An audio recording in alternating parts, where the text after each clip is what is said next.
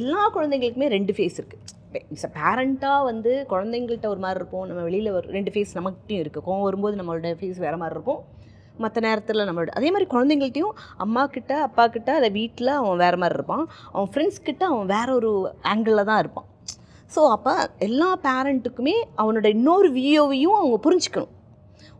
நம்ம பிள்ளை எப்பவுமே வந்து இப்படி தான், அப்படி சாதுவாக இருக்கான், ஒரு சைலண்ட்டாக இருக்கான் அப்படின்னு சொன்னாவே நம்ம பிள்ளை சைலண்ட்டாக இருக்கான் அப்படிங்கிறது இல்லை. ஸோ அவன் சைலண்ட்டுக்கு என்ன ரீசன், அவனுக்கும் ஒரு எமோஷனல் இருக்கும், அவனுக்கும் ஒரு அந்தந்த ஏஜில் வந்து வளர வேண்டிய இருக்கு இல்லையா, அதாவது ஹார்மோன்ஸ் இது பண்ண அவனுக்கும் சில ப்ளஸ் மைனஸ் எல்லாமே வரும், தேவைகளும் வரும், நிறைய வரும். அதை நம்ம புரிஞ்சுக்க வேண்டியிருக்கு. கேள்வி வருது, ஒரு டீனேஜர் ஏன் வந்து சூசைட் பண்ணிக்கணும்?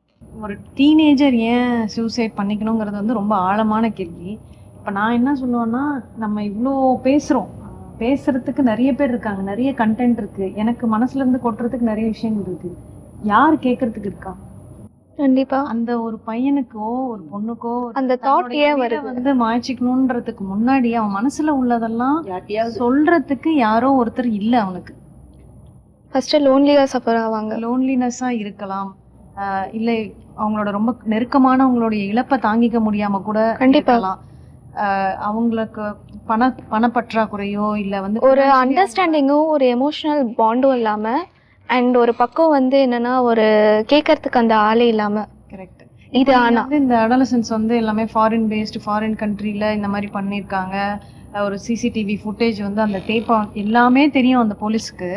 ஆனா அவரு தான் அப்படின்னு அந்த பையன் மேல சார்ஜ் பண்றதுக்கு முன்னாடி எவ்வளவு ஃபார்மாலிட்டிஸ் பண்றாங்க. ஆமா கண்டிப்பா அந்த ஒரு சிசிடிவி கேமரா அந்த ஒரு கிளிப்பை வச்சுக்கிட்டே அவங்க அதை வந்து பெரிய எவிடன்ஸா இது பண்ணாங்க. ட்ரெயினர்ஸ் எடுத்துட்டாங்க, அவரோட ட்ரெஸ் எடுத்துட்டாங்க, எல்லாமே இருக்கு.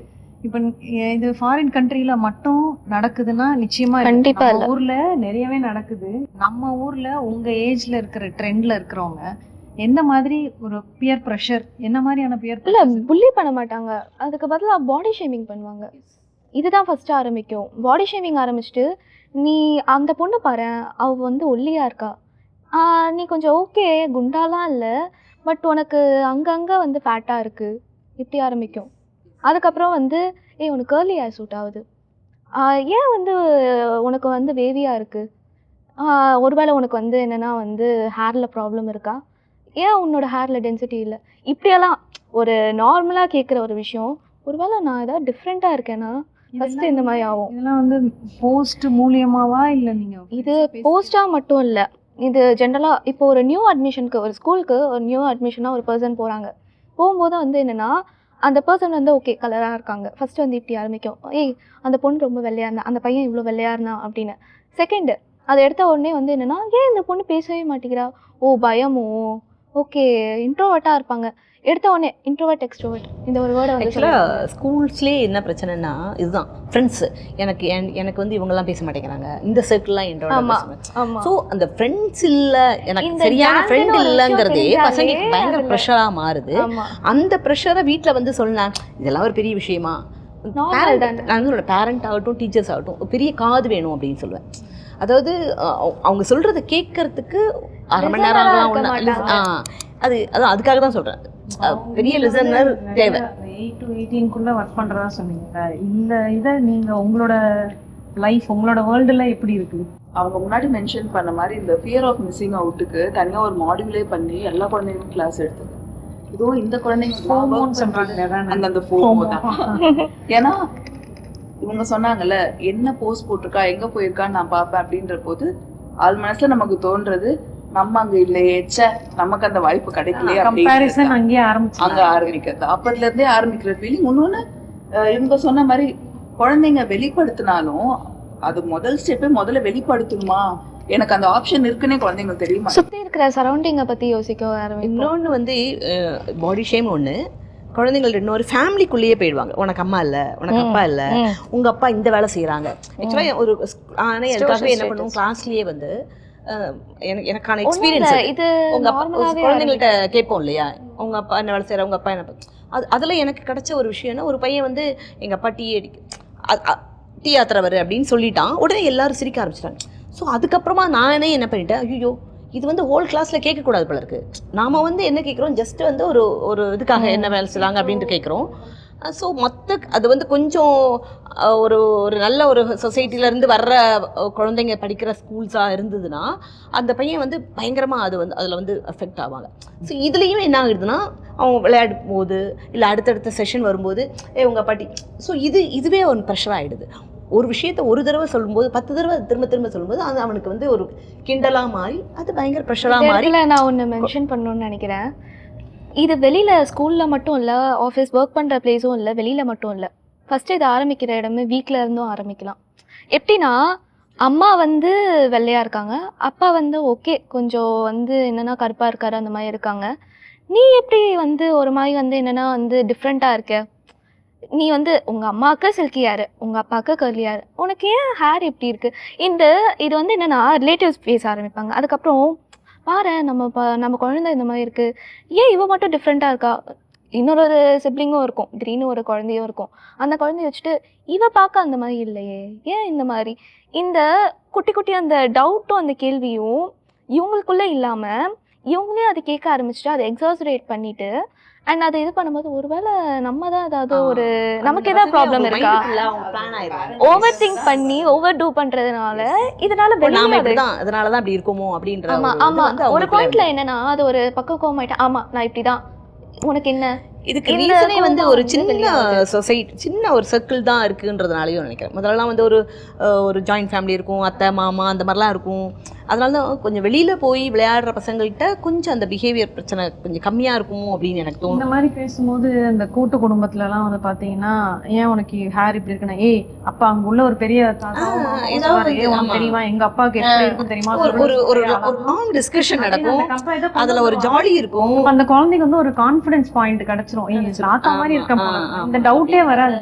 இன்னொன்று யாராவது ஒருத்தர் அங்கே ஏதாவது சொன்னா கூட இன்னொருத்தர் வந்து சலோ நீ உன்ன மாதிரி இல்லையா அப்படின்னு சொல்லும் போது அந்த ஒரு செகண்ட் வந்து அவங்களுக்கு ஒரு பெரிய ஒரு சந்தோஷம், ஒரு புத்துணர்ச்சி இருக்கும். டேபு, மொபைல், லேப்டாப், எவ்ரிதிங்க்கும் ஆப் டிஃப்ரெண்ட். இது ஏன் அவங்க யூஸ் பண்றாங்க, இது ஏன் அவங்க அவ்வளோ இன்ட்ரெஸ்ட் காட்டுறாங்க அந்த விஷயத்துக்கு? அதாவது நம்ம ப்ரெசன்ஸ்லேயே இருக்கிறோம், இதை பார்த்து தான் பேசுவாங்க. அட்டென்ஷன் ஆஃப் ஐஸ் அது நான் பார்த்ததே கிடையாது. அது எப்படி மாத்துறதுன்னு ட்ரை பண்ணி பாப்பா இதை பண்ண எடுத்துகிட்டு போய் சாப்பாடு ஊட்டுறது, கையில் எடுத்துகிட்டு போய் ஏதாவது ஸ்நாக்ஸ் கொடுக்குறது, பிடிச்சது கொடுத்தா கூட அதில் இந்த கையில் மாற்றிப்பாங்க. எனக்கு ஆக்சுவலாக அந்த லாங்குவேஜ் புரியல, அந்த இன்ஸ்டாகிராம் புரியல. அந்த இன்ஸ்டாகிராம் அந்த பேஜ் பார்த்தீங்கன்னா பயங்கர கலர்ஃபுல்லாக இருக்கும். என்னன்னா ஆரஞ்சு, பிங்கிஷ், பர்பிளிஷ் அந்த மாதிரி ஒரு மாதிரி கலர் காம்பினேஷனே வந்து அது எதுக்குன்னா it's psychologically you will be attracted to the colour. அதுதான் வந்து அந்த டோபமைன் ட்ரிவன் டிஜிட்டல் பிஹேவியர். இதெல்லாம் இது எதுக்கு அப்படின்னா அவங்க அந்த ரீல்ஸை வந்து ஸ்க்ரால் பண்ணிக்கிட்டே இருப்பாங்க, அந்த கலர் வந்து அவங்களை அப்படியே ஹூக்கப் பண்ணி வச்சிருக்கோம். எதுக்குன்னா அவங்களுக்கு வந்து அந்த ஒரு டோபமைன் ரஷ் இருக்கும்.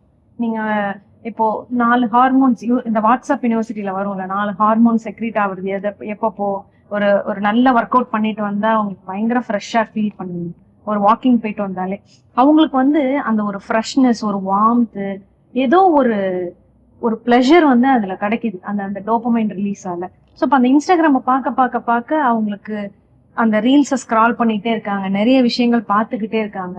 இது என்ன அப்ப நல்லா இருக்கும், டக்குன்னு மணியா பார்ப்பீங்க 1, திடீர்னு பார்ப்பீங்க மணி 3 ஆயிருக்கும். இவ்வளவு நேரம் நம்ம ரீல்ஸ் பாக்குறோமா, அவங்களே நொந்துப்பாங்க. அவங்களுக்கும் வந்து இது பார்க்கணுன்ற ஆசையெல்லாம் கிடையாது, அவங்களே நொந்துப்பாங்க. ஏன் இது என்ன கொடுக்கும், இவ்வளவு நேரம் பார்த்தா என்ன அவங்களுக்கு கிடைக்கும் அப்படின்னா ஒரு ஆங்ஸைட்டி, திரும்ப அதை நோக்கி தான் போவீங்க. ஒரு அடிக்ட் மாதிரி, ஒரு ஆங்ஸைட்டி, ஒரு ஃபியர், அதுல இருக்க டேஸ்ட் அப்படியே ரைஸ் ஆயிட்டே போகும். அதேதான் இன்னும் அந்த அடிக்ட் அதுலயே வந்து பாருங்களேன். இப்போ அந்த இன்ஸ்டாகிராம் வந்து பிசினஸ் மாடல், அது அவங்களுக்கு அது பிசினஸ் மாடல். யாரெல்லாம் அதுல பிசினஸ் பண்றாங்களோ அது வந்து இட்ஸ் அ மாடல். யூசர்ஸ்க்கு வந்து அப்படி எதுவுமே கிடையாது. They are just investing time and someone is earning. அதுவே வந்து யூசர்ஸ்க்கு தெரியாது. பட் நீங்க வந்து அதையே வந்து அவங்களுக்கு சொல்லலாம், எப்படி நீ வந்து how can you learn from it, நிறைய கத்துக்கலாம். டெக்னாலஜி பேஸ்ட் எப்படி, எனக்கு தெரிஞ்ச ஒரு பையன், எங்களோட ஃபவுண்டேஷன்ல படிச்ச பையன் கிட்டத்தட்ட 94 சர்டிஃபிகேஷன் கோர்ஸ் பண்ணான். அவன்கிட்டயும் அதே மொபைல் தான் இருந்தது. அவங்க வீட்டுல ஒருவேளை கஞ்சி தான். நீங்க சொல்றீங்கல்ல நான் போய் ஊட்டி விடுவேன், அப்படியாவது என் குழந்தை போனை கீழே வைக்குமா? இல்ல. இப்போ நம்ம ஃபேமிலிக்குள்ள நிறைய ஒரு மிலிட்ரி ரூல்னு சொல்ல முடியாது, ரூல்னு போட்டிங்கன்னா கண்டிப்பா, ஏன்னா பிரேக் த ரூல்ஸ்ன்னு கிளம்பி வந்துருவாங்க. இப்போ எப்படி வந்து அவங்களை கீழே வைக்கலாம்? நீங்க என்ன பண்ண முடியும்? நீங்க சொல்லுங்க, என்ன செஞ்சா வைப்பீங்க? இன்ட்ரெஸ்டா அவங்களுக்கு என்ன பிடிச்சிருக்கு, அதுல என்ன கிடைக்குதோ அதுக்கு ஈக்குவலா உங்களால என்ன கொடுக்க முடியும்? Take them out for a walk. இப்போ வந்து அவங்களுக்கு பிடிச்சிருக்கு, ரொம்ப பிடிச்சிருக்கு, ஒரு இடத்துக்கு போகணும்னு பிடிச்சிருக்கு, அதை பத்தி பேசலாமா, அதை பத்தி பார்க்கலாமா? 2 பேரும் ஃபோனை வச்சுறேன், நம்ம 2 பேரும் பேசுவோம். எனக்கு வந்து உனக்கு என்ன சாப்பிடணும் போல இருக்கு, நம்ம செய்யலாமா? Come, include them. என்ன இருந்தாலும் end of the day they also want human touch. Because what cannot replicate like என்ன சொல்றது, Replace பண்ண முடியாது. ரீப்ளேஸ் பண்ண முடியாது. அந்த ஹியூமன் இமோஷனை வந்து ரீப்ளேஸ் பண்ணவே முடியாது. ஸோ இப்போ அந்த இன்ஸ்டாகிராமில் வந்து ஹுக்கப் ஆகிருக்கு, ஆங்ஸைட்டி அதிகமாக வருது, கோவம் அதிகமாக வரும் அவங்களுக்கு, எதுலேயுமே இன்ட்ரெஸ்ட் இருக்காது, சாப்பிடவும் மாட்டாங்க. அப்போ அங்கே அதுலேயே அவங்க வந்து தொலைஞ்சிடுறாங்க. அப்போ ஃப்ரெண்ட் என்ன பண்ணுறான், எங்கே போகிறான், கம்பேரிசன் வந்துடுது. ஸோ இதெல்லாம் உங்களால் எப்படி ரீப்ளேஸ் பண்ண? இப்போ மேம் நீங்க சொன்ன விஷயத்துல ஒரு பாயிண்ட் என்னன்னா, ஓகே சொல்றாங்க, நான் வந்து உங்களோட சப்போர்ட் பண்றேன், உங்களோட இருக்கிறேன்றாங்க, எனக்கு கொஞ்சம் டைம் கொடு. அந்த டைம் எப்படி போகுதுன்றதே தெரியாம தான் இந்த கூப்பிட்டு பார்ப்போம், வாப்பா வெளியே போகலாம், வாப்பா லேசினஸ். அது என்ன கிரியேட் பண்ணுது, அந்த பெட்டு ஹால் ஒரே ரூம் தான், லிவிங் ரூம்க்கு அவங்க வந்து நாங்கள் பார்க்கறதே இல்லை. They use only bedrooms.